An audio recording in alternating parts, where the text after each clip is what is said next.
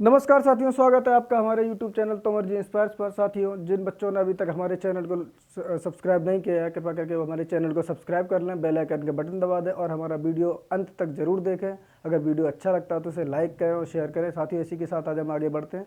आज का जैसा कि आप थंबनेल में देख रहे होंगे कि काशी टनल हादसा काफ़ी चर्चित विषय है। काफ़ी हमारे जो मजदूर जो है उसमें टनल में जो है फंस गए, टनल के धंस जाने से फंस गए। तो ये सब क्यों हुआ, कैसे क्या सब कहानी है, इस पर आज विस्तृत तौर पर साथियों चर्चा करेंगे। पहले मेन पॉइंट हम समझ लेते हैं, उसके बाद हम जो है इस पर विस्तृत चर्चा करेंगे।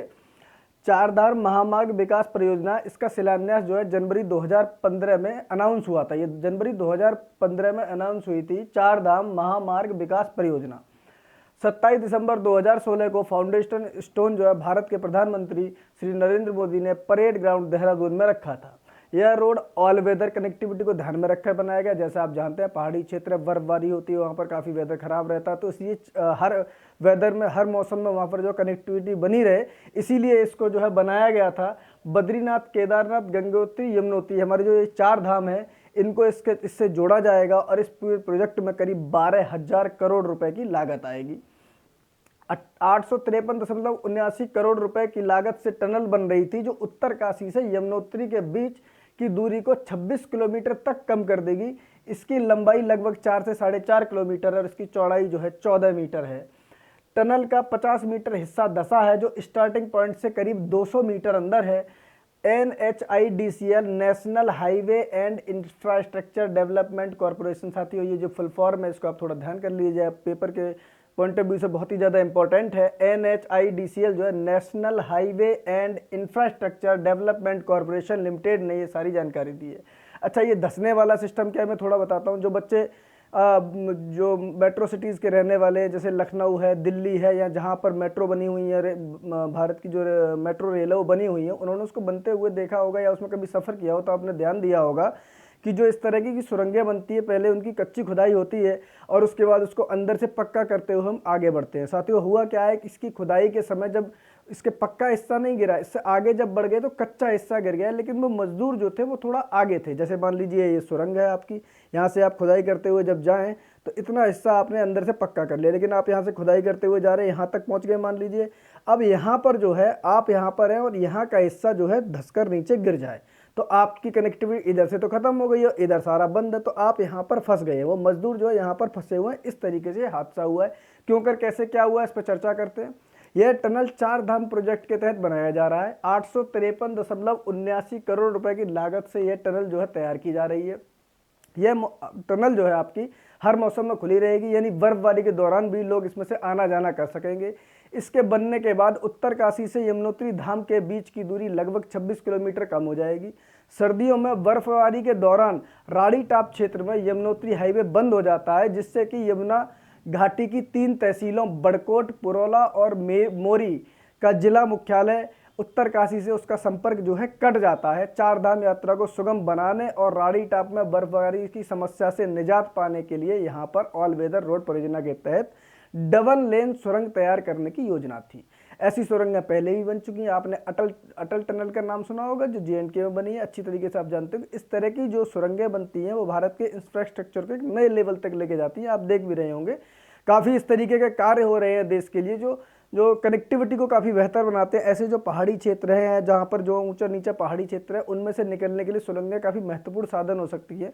जिन लोगों ने पहाड़ों की यात्रा की होगी वो अच्छी तरीके से जानते होंगे किस तरह हम पहाड़ से पहाड़ जब एक दूसरे पहाड़ पर चलते हुए जाते हैं तो किस तरीके से हमको ज़्यादा रास्ता तय करना होता है और काफ़ी ज़्यादा रिस्की होता है। तो उसके लिए अब टनल्स का निर्माण किया जा रहा है, जिसके तहत आपका जो है आना जाना या जनसंपर्क जो है या यातायात की समस्याएं आपकी जो काफ़ी हद तक कम हो सके और आप जो है इन समस्याओं से निजात पाते हुए घूमने के लिए या और भी कार्यों के लिए, इनका जो है मिलिट्री पर्पज से भी काफ़ी ज़्यादा इंपॉर्टेंस है, इसीलिए इनको बनाया जा रहा है।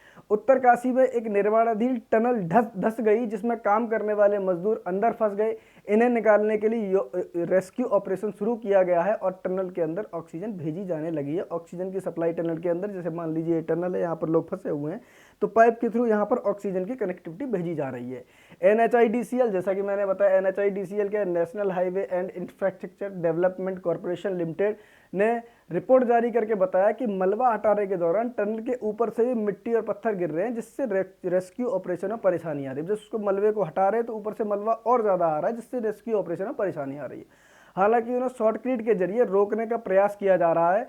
टनल के अंदर 1 मीटर लंबे स्टील पाइप की मदद से मजदूरों को निकालने का प्लान है। इसके तहत मजदूरों तक पहुंचाने के लिए हाइड्रोलिक जैक की मदद से 900 mm के डायमीटर का स्टील पाइप डाला गया है।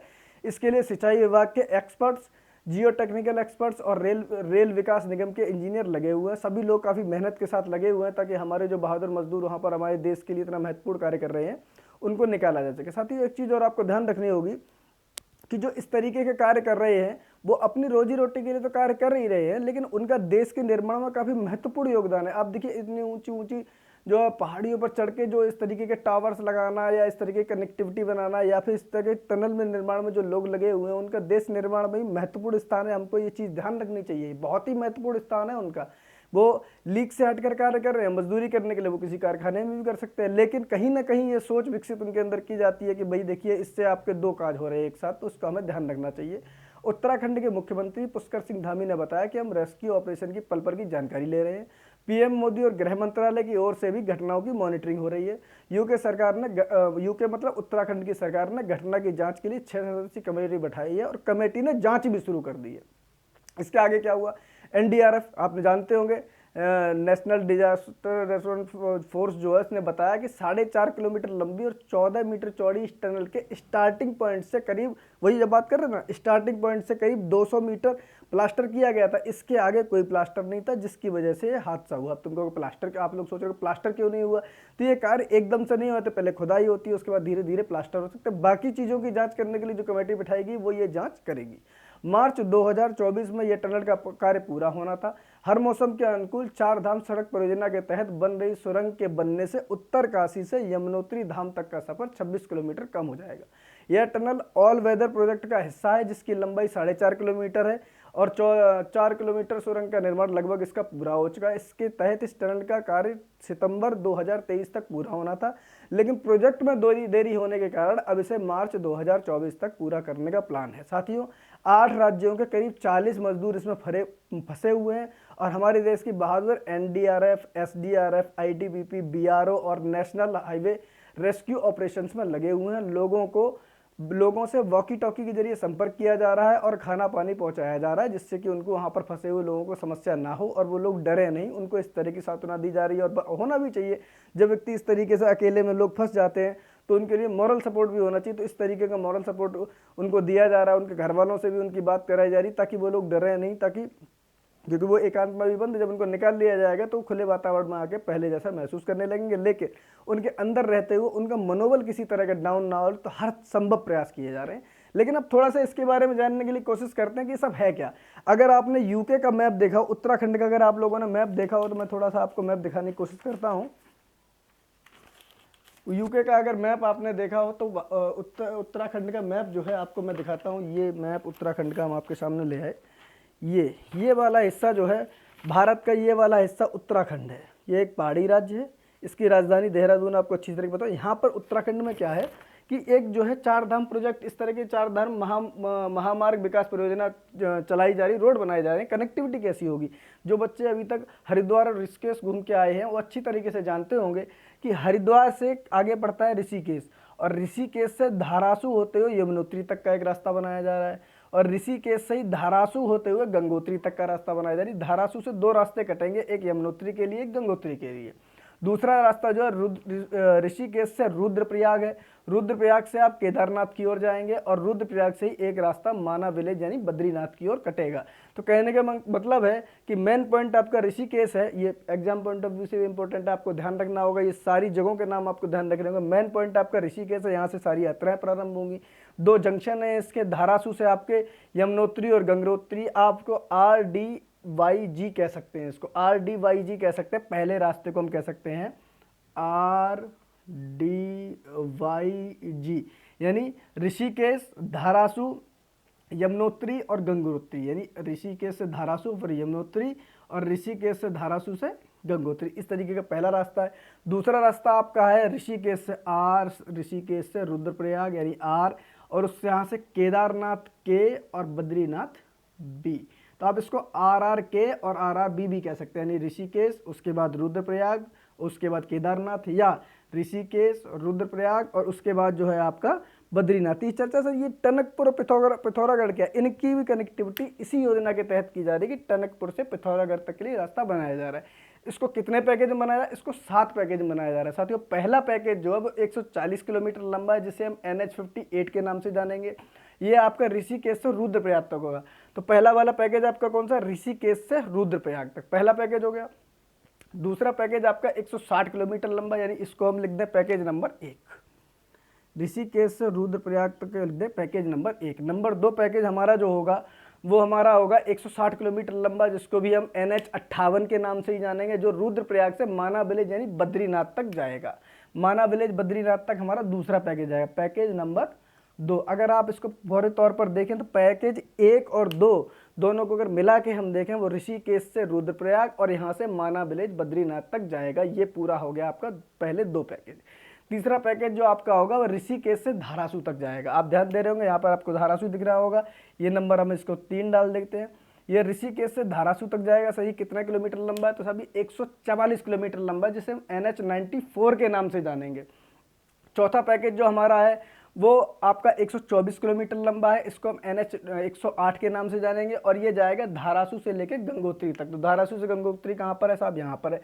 4 नंबर पैकेज आपका ये होगा। अगर आप इसको खुले तौर पर देखें तो 3 और 4 को मिला के देखें, 3 और 4 को मिला के आप ऋषिकेश से धारासू, धारासू से आप जाएंगे गंगोत्री। जो डिस्टेंस है वो आप पैकेज के हिसाब से जोड़ लीजिएगा, अभी जोड़ के देख लेते हैं।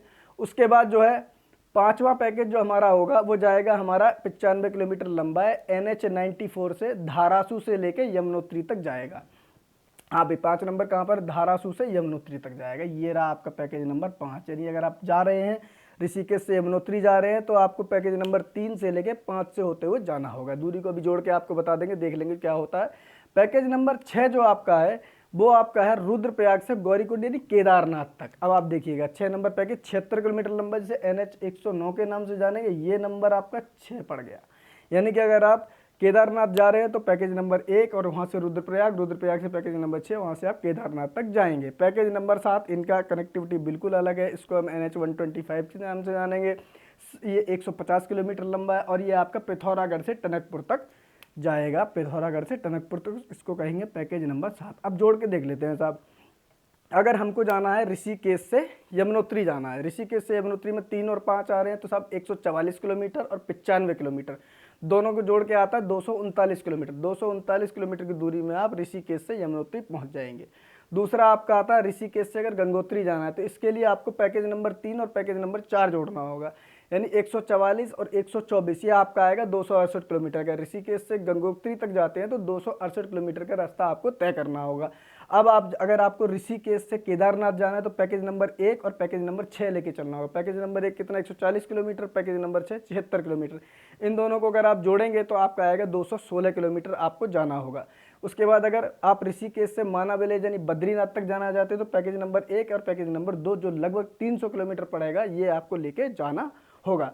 उसके बाद अगर आप टनकपुर से पिथौरागढ़ जाते हैं तो सीधा सीधा पैकेज नंबर 7 यानी 150 किलोमीटर का रास्ता आपको तय करना होगा। साथियों ये सब चीज़ें आपके लिए हम तथ्यात्मक रूप से लेके आए, जिससे कि आप जो है प्रतियोगी परीक्षाओं में इससे संबंधित प्रश्नों को उत्तर दे सकें। और ये हादसा होने की वजह से इससे कुछ ना कुछ आएगा जरूर। प्रतियोगी परीक्षाएं जो हमारी आने वाली हैं उन प्रतियोगी परीक्षाओं में इससे संबंधित कुछ ना कुछ आपको एज इट इज रखा हुआ मिलेगा, जिनकी आप तैयारी कर लें।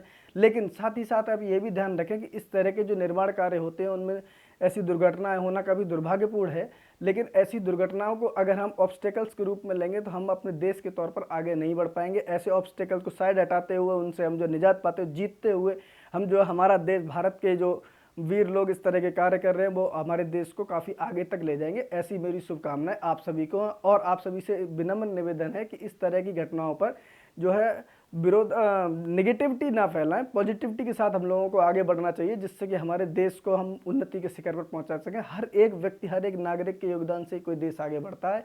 किसी एक व्यक्ति के करने से कुछ नहीं हो जाता। इस चीज़ को हमें ध्यान रखना चाहिए। तथ्यात्मक रूप से आपके पास सब कुछ सामने है, आप इसका स्क्रीनशॉट ले सकते हैं। मैं सामने से हट जाता हूँ, आप स्क्रीनशॉट लेकर इसके बारे में पूरी जानकारी रख सकते हैं।